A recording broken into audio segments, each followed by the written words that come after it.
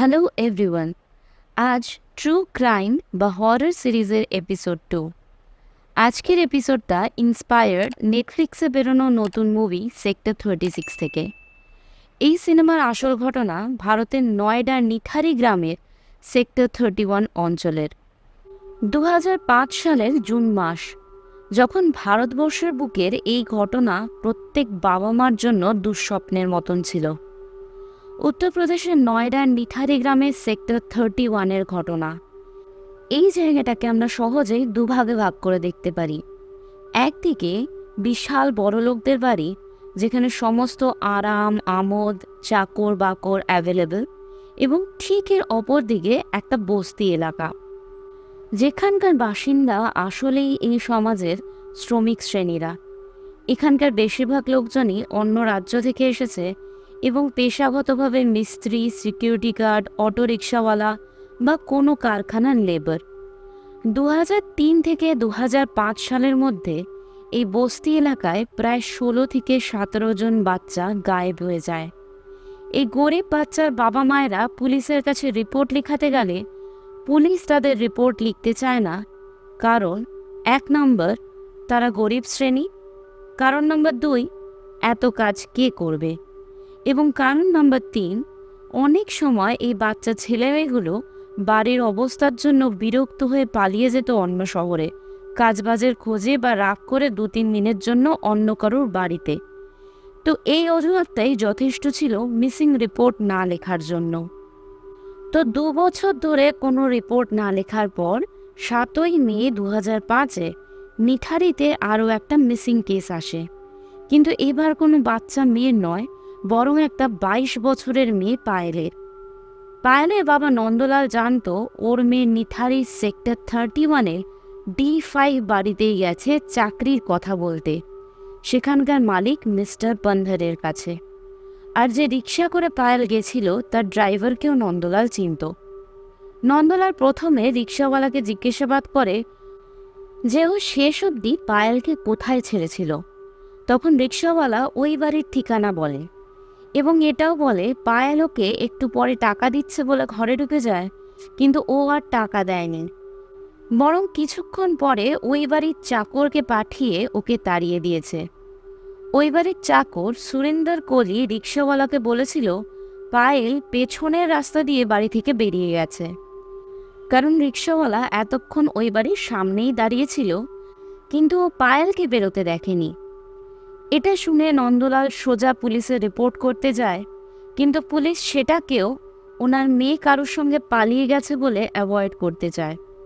নন্দলাল তাও হাল না ছেড়ে টানা 1 মাস বারবার এই মিসিং রিপোর্ট লেখানোর চেষ্টা করেই গেছে। ইতিমধ্যে এই সেক্টর 31-এর D5 বাড়ির আর বস্তি এলাকার মাঝে একটা জলের ট্যাঙ্কের সামনের ছোট্ট মাঠে যখন বস্তির বাচ্চারা ক্রিকেট খেলছিল, তখন ওদের বল পাশের ড্রেনে পড়ে যায়। ওই ড্রেন থেকে যখন 2টো বাচ্চা ছেলে বল তুলতে যায়, তখন একটা প্লাস্টিকে ছোট্ট মানুষের হাতের পাতার কঙ্কালের মতন কিছু একটা দেখতে পাওয়া যায়। এটাও পুলিশের কানে ওঠে, কিন্তু এই দ্বিতীয় অজুহাত, মানে এত কাজ কে করবে চক্করে, পুলিশ ওটাকে বাঁদরের হাত বলে চালিয়ে দেয়। এদিকে নন্দলাল উপায় না পেয়ে এসএসপির কাছে যায় এবং ওর মেয়ে মিসিং রিপোর্ট লেখানোর জন্য কাকুতি মিনতি করে। এসএসপি এতে রাজি হয়। এবার পুলিশ একটু নড়ে বসে এবং পায়েলের ফোন ট্রেস করলে দেখা যায় 7ই মে 2005-এর সন্ধেবেলা D5 ঘরের সামনেই ওর ফোন লাস্ট অ্যাক্টিভেটেড ছিল, আর শেষ ফোন নাম্বারটা সুরেন্দর কোলিরই। সেই সূত্র ধরে ওরা সুরেন্দর কোলি মানে ঘরের চাকরকে অ্যারেস্ট করে, কিন্তু সুরেন্দর কোলির মালিক মিস্টার পন্ধর ওকে খুব তাড়াতাড়ি ছাড়িয়ে নেয়। কারণ নাম্বার 1, পকেট ভর্তি টাকা এবং পাওয়ার। আর তার থেকেও বড় কারণ, এই 52 বছরের মিস্টার পন্ধর মাঝে মাঝেই তার নয়ডার বাড়িতে আসতো এবং বিভিন্ন কল গার্লদের ডেকে রাত কাটাতো, আর সেই কাজে ওকে সাহায্য করত সুরেন্দর কোলি। তাই পুলিশের হাতে নিজের পাপের সাক্ষীকে রাখার কোনোই মানে হয় না।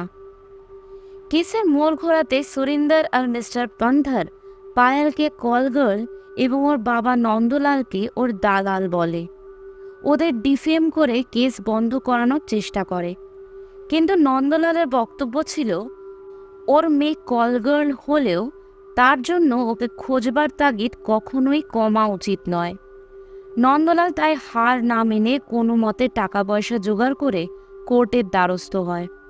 কোর্টের নির্দেশে পুলিশ আবার খোঁজখবর শুরু করলে জানতে পারে গত 2 বছরে যত বাচ্চা এবং বড় মেয়ে গায়েব হয়েছে তাদের মধ্যে সবাইকেই প্রায় শেষবার এই D5 বাড়ির সামনেই দেখা গেছিল।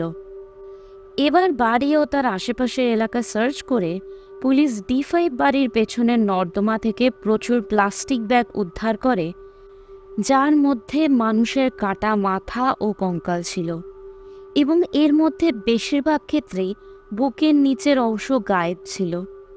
প্রসঙ্গত বলে রাখা দরকার, সেই সময় হিউম্যান অর্গান ট্রাফিকিংয়েরও যথেষ্ট চর্চা ছিল, কিন্তু এই অ্যালিগেশনের কোনো প্রুফ পাওয়া যায়নি। তো এই প্লাস্টিক ব্যাগে পাওয়া লাশের অংশগুলো পরীক্ষা করে দেখা যায় এর মধ্যে বেশিরভাগই মেয়ে, এবং সব মিলিয়ে এখানে প্রায় 31 জন ভিকটিমের দেহাবশেষ আছে। এবং এই লাশগুলোর রিপোর্ট আসলে এর মধ্যেই ওই মিসিং বাচ্চাগুলোকে আইডেন্টিফাই করা যায়। এরপর সুরেন্দর কোহলি এবং মালিক মিস্টার পন্ধার দুজনকেই অ্যারেস্ট করা হয় 2006-এর ডিসেম্বরে, এবং 11ই জানুয়ারি 2007-এ এই কেসটা সিবিআইয়ের হাতে হস্তান্তরিত হয়। সিবিআই ইনভেস্টিগেশন শুরু হলে এমন কিছু তথ্য বেরিয়ে আসে যেগুলো শুনলে মানুষ হিসাবে নিজের উপরেই ঘেন্না হয়। 2 মাস ধরে বিভিন্ন রকম জিজ্ঞাসাবাদের পরেও পুলিশ একটা প্রমাণ করার মতন কিছু খুঁজে পায় না যে কিডন্যাপিং এবং মার্ডার আর তারপর বডি টুকরো টুকরো করে প্লাস্টিকে ভরে এই দুজনই ফেলেছে। কিন্তু হঠাৎ একদিন সুরেন্দর কোহলি ম্যাজিস্ট্রেটের সামনে একটা কনফেশন দেয়, যেটার কিছুটা ইউটিউবেও আছে, এবং এই কনফেশন রাতের ঘুম কেড়ে নেওয়ার জন্য যথেষ্ট। সুরেন্দর কোহলি জানায় ও নয়ডার এই বাড়ির কেয়ারটেকার হিসাবে বেশিরভাগ সময় একাই থাকত। ও বস্তির বাচ্চা ছেলে মেয়েদের চকলেট বা টাকার লোভ দেখিয়ে এবং বেশ কিছু পূর্ণবয়স্ক মেয়েকেও বাড়িতে কাজ দেওয়ার লোভ দেখিয়ে ওই বাড়ির ভিতরে ডেকেছিল। সুরেন্দর কোহলি প্রথমে ওদের গলা টিপে মেরে ফেলত এবং তারপর সেই লাশের সঙ্গে রেপ করত। এরপরও লাশটাকে উপরের ঘরের বাথরুমে রেখে কাটত এবং কিছু পিস নিজের কাছে রেখে বাকিটা প্লাস্টিকে পুরে বাড়ির পেছনেই ময়লার মতন ফেলে দিত। যে পিসগুলো ও নিজের কাছে রাখত সেটাও কখনো রান্না করে বা কখনো কাঁচাই খেয়ে ফেলত। ভেবে দেখো, এর মধ্যে বেশিরভাগই 10-12 বছরের বাচ্চা ছিল। যাই হোক, কেস আরও পেঁচিয়ে গেছিল, কারণ তখনকার ডক্টর বডির কাট দেখে বলেছিল এগুলোকে খুব সাবধানে কাটা হয়েছে যাতে অর্গান ড্যামেজ না হয়, সেটা খেয়াল রেখে। উপরন্তু যে বাড়িতে প্রায় 20 থেকে 22টা মার্ডার হয়েছে সেই বাড়িতে থাকা রান্নার লোক মায়া এবং মালিক কিছুই জানে না সেটা কিভাবে সম্ভব। 2007-এ কোহলি আর পন্ধার দুজনেরই নার্কো টেস্ট হয়, যেখানে নাকি ওরা দুজনেই খুব ভালো কোঅপারেট করেছিল, এবং এটা প্রমাণ হয় যে কোহলি একাই সব খুন করেছে এবং মিস্টার পন্ধার এ ব্যাপারে কোনো কিছুই জানতো না। যদিও কোহলির বক্তব্য এটাও ছিল মিস্টার পন্ধার যখন কলগার্লদের ডাকতো এবং ওদের সাথে রাত কাটাতো, কোহলি সেটা দেখতো এবং রেকর্ড করত। পরে ওরও ইচ্ছা করলে ও বাচ্চাদের তুলে আনতো, আর তারপরের ঘটনা তো তোমরা জানোই। সেই দিনও পায়েলকে সুরিন্দর কোহলি মিস্টার পন্ধার আসার আগেই ডেকেছিল, এবং পায়েল কোহলির প্রস্তাবে রাজি না হলে ও ওকে মেরে ফেলে। 13 ফেব্রুয়ারি 2009-এ একটা 14 বছরের মেয়ে রিম্পা হালদারের রেপ এবং মার্ডারের জন্য কোহলি আর মিস্টার পন্ধার দুজনকেই গাজিয়াবাদ কোর্ট ডেথ পেনাল্টি ঘোষণা করে। এরপর 2010-এর 4 মে কোহলিকে আবার ডেথ পেনাল্টি দেওয়া হয় 7 বছরের আরতি প্রসাদের মৃত্যুর জন্য। 27 সেপ্টেম্বর 2010 আবার ডেথ সেন্টেন্সের খেলা হয়, এবং 2012-র ডিসেম্বরে আবার। এবং এই খেলা মানে কোর্ট, জজ, কোহলি আর উকিলরা মিলে 2019 অবধি প্রায় 10 বার টানে। কিন্তু 2023-এ মানে ঘটনার 17 বছর পর কলি আর পান্ধারের সব দোষ কেটে যায় এবং তাদের আবার সমাজে ছেড়ে দেওয়া হয়। এর কারণ হিসেবে বলা হয়, পুলিশ যেভাবে গ্রেপ্তার, পুনরুদ্ধার এবং স্বীকারোক্তি নিয়েছে সেটা হতাশাজনক। তাদের মতে একটা গরিব চাকরকে সহজ সাসপেক্ট বানানো হয়েছে এবং মিস্টার পান্ধারকে একদম বেআইনিভাবে আইনের আওতায় আনা হয়েছে। তাই উপযুক্ত প্রমাণের অভাবে এবং এই দীর্ঘ মামলার একটা সঠিক নিষ্পত্তি করার জন্য কলিকে শাস্তি দেওয়া ওদের প্যারামিটারের বাইরে। যদিও কলি নিজেই কনফেস করেছিল, তাও প্যারামিটারটা ঠিক কতটা সেটা আমাদের মতন সাধারণ মানুষ হয়তো বুঝবে না। এই চমৎকার জাস্টিসের পর ওই ছেলে মেয়েগুলোর বাবা মা বলেছিল, আমাদের পকেটে পয়সা নেই বড় উকিল ভাড়া করে এই কেস আর চালানোর, কিন্তু ভগবানের ওপর ভরসা আছে যে এদের শাস্তি এখানে না হলেও আসল জায়গায় ঠিক হবে। যাই হোক, তোমাদের মতামত এই ব্যাপারে জানিও।